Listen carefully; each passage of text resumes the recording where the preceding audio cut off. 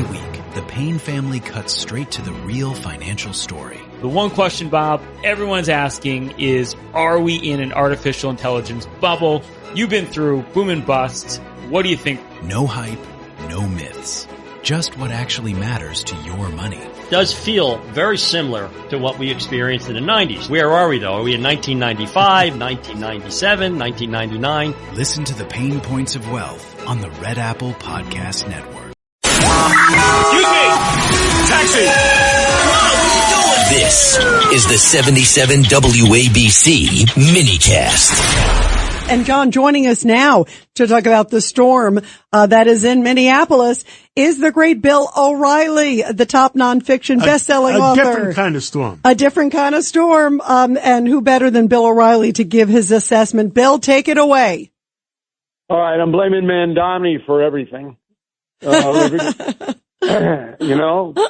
said, "Hey, what are you doing?" And here's the snow. He was shoveling, by the way, Bill. He was, to his credit, he did shovel somebody out. Yeah, I had people shovel me out too, and it cost me $10,000. Where are the urchins? When I was a kid in Levittown, every time it snowed, we were out there with the shovels. Right now. The kid, oh, it's too cold out there. I can't do this. Oh, my God. You're right. I shoveled many a driveway. And some 65-year-old. We made some nice money. Some 65-year-old got a heart attack in New Jersey for shoveling a 67-year-old. Yeah. Real old, Bill. Yeah, if you're over 35, hire somebody to do it. I mean, you don't need a definitely if you're over 60, hire somebody. Right. All right, scorched earth on Minnesota, and I'm sorry to have to do this for WABC listeners, but I have to do it. And I was out of commission last week for the week because of some medical thing I'm taking care of. Your voice is very strong this week, Bill. Yeah, I'm okay. I'm going out on my shield, so it doesn't really matter. I'm with the Spartan crew, but I had a lot of time to think. You're 4 days in a hospital. I'm not watching as the world turns or whatever. I'm thinking, and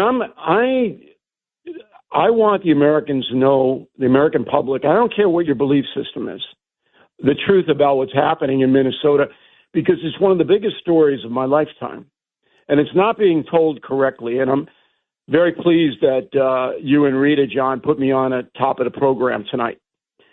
So, number one, this is an insurrection that's happening in a state, much like what happened before the Civil War. And you have two faces of rebellion, the Governor Walz face and the Mayor Fry face of Minneapolis. And they basically have told their people in Minnesota, 11 million, don't obey the federal government, the law that was passed on immigration. Do not obey.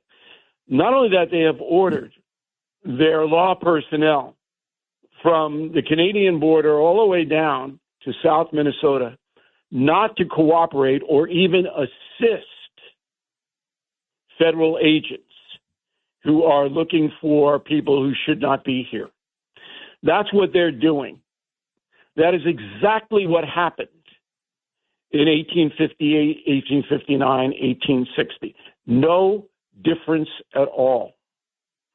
Now, if you don't believe me, you look up 18 U.S. Code 2383, the Rebellion or Insurrection Act.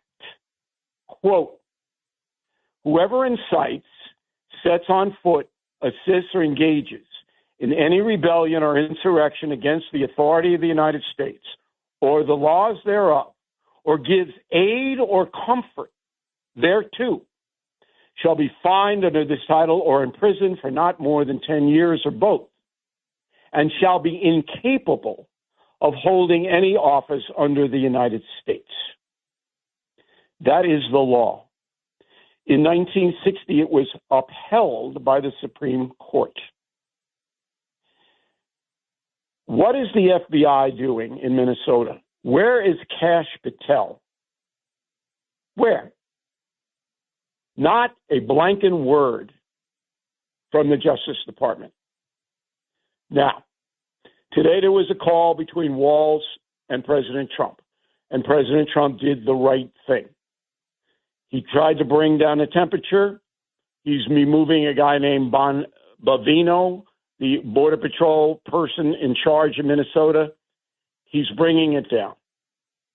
And that is a positive everywhere. It has to be brought down. But it also has to be adjudicated, or we are not going to have a country anymore. You got California, you got Illinois, Chicago, you got Massachusetts, New York partially, that are basically saying to President Trump and the federal government, blank you. We are not going to enforce federal law here.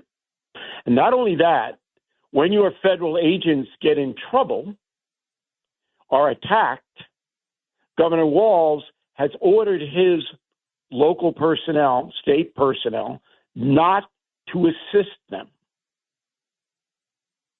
That is an insurrection. Now, I am, I have a personal relationship with Donald Trump. And I am suggesting to the president that he work this out, that he lower the temperature here, but also that the FBI thoroughly investigate what is actually happening. And if Mayor Fry and Governor Walz have to be prosecuted, that should happen. Final point, and then I'm open for questions. The money that is funding this insurrection in Minnesota is largely coming from a man named Neville Roy Singham, a communist living in Shanghai, China. He runs a 501 nonprofit in the United States called Breakthrough News.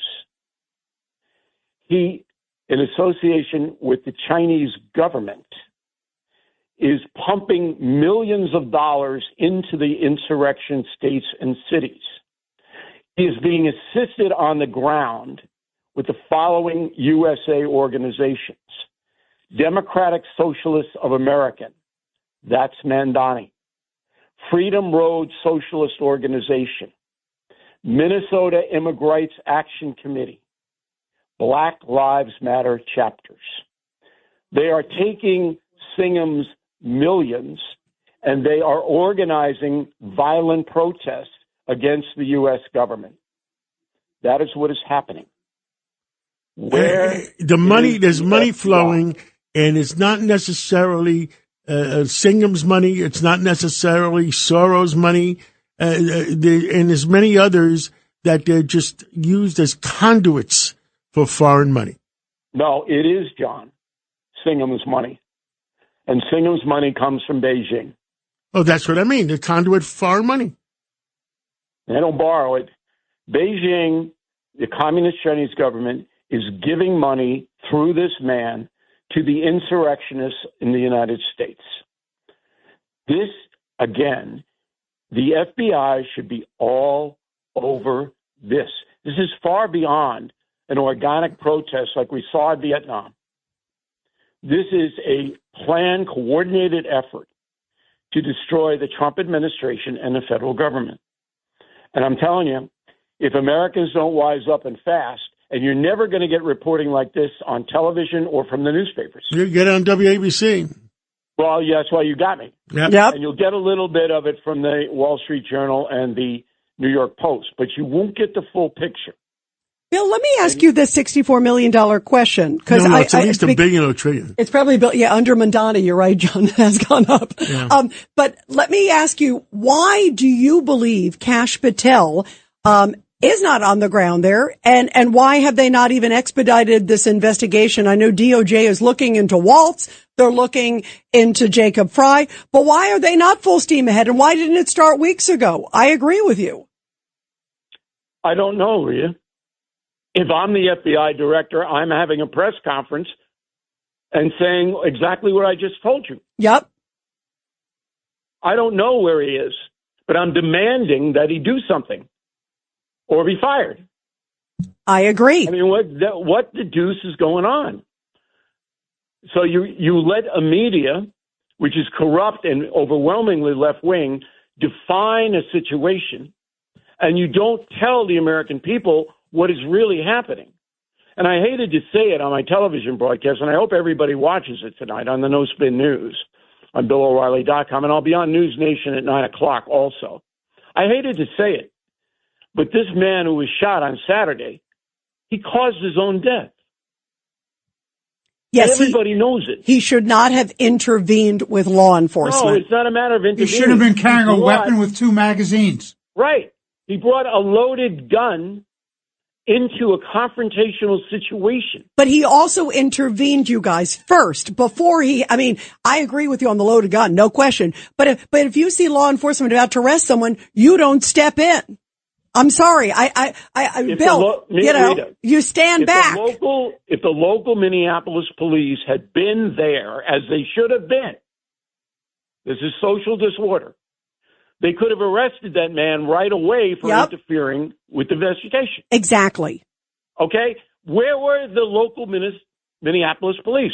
They were ordered by the governor of the state not to help the federal authorities. Yeah, and Bill, let's also add to this, in that moment, they are surrounded, because I was watching all the coverage and everything else. In that moment, they were literally being surrounded by an angry mob that was chanting at them, throwing things at them.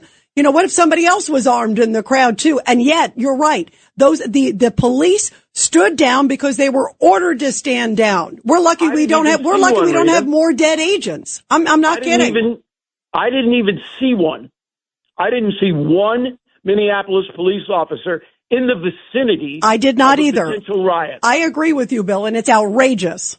It angers me to no end.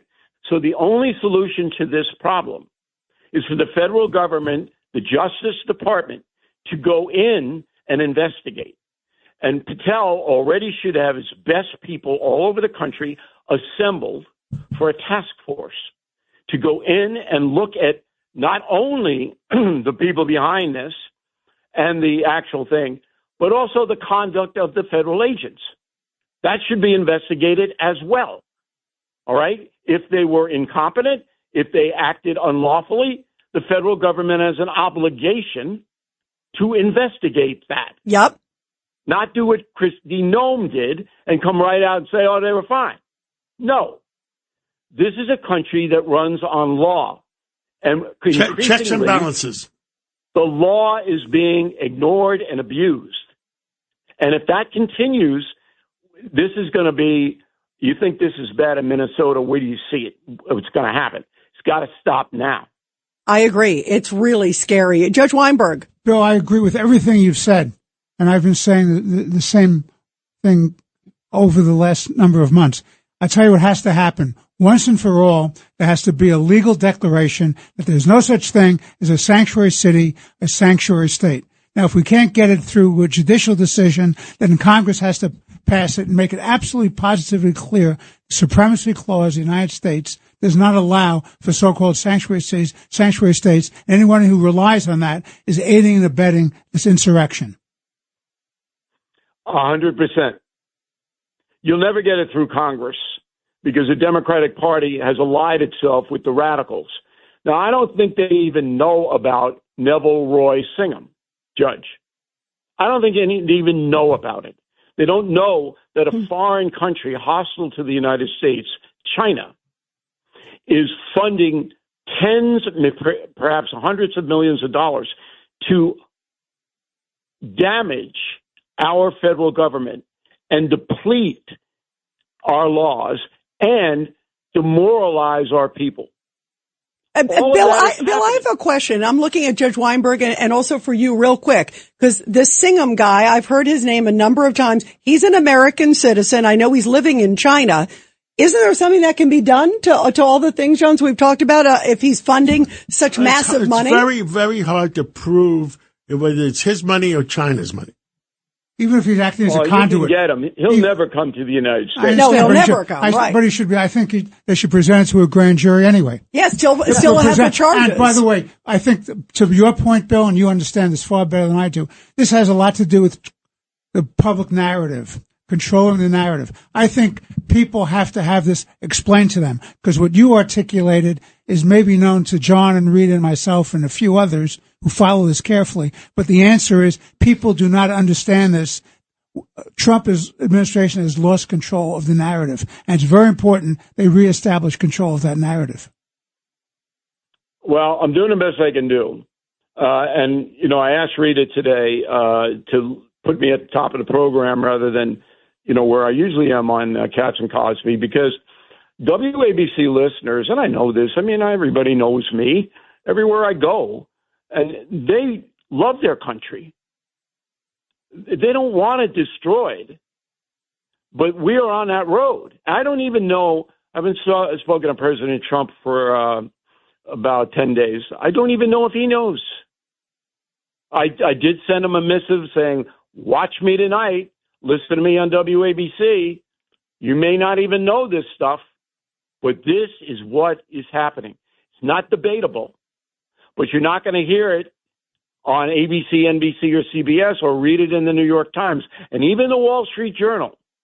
And that's the best of them. They have not done due diligence on this story. Bill O'Reilly, I thank you for everything you do, and we're there next to you, and we want all Americans to realize that America is under attack, and there are people that are just tiptoeing through the tulips and don't realize it. Appreciate you guys having me on. Oh, absolutely, so Bill. Thank you for speaking out, Bill. Important. Thank you. Every week, the Payne family cuts straight to the real financial story. The one question, Bob, everyone's asking is, are we in an artificial intelligence bubble? You've been through boom and bust. What do you think? No hype, no myths. Just what actually matters to your money. Does feel very similar to what we experienced in the 90s. Where are we, though? Are we in 1995, 1997, 1999? Listen to the Pain Points of Wealth on the Red Apple Podcast Network.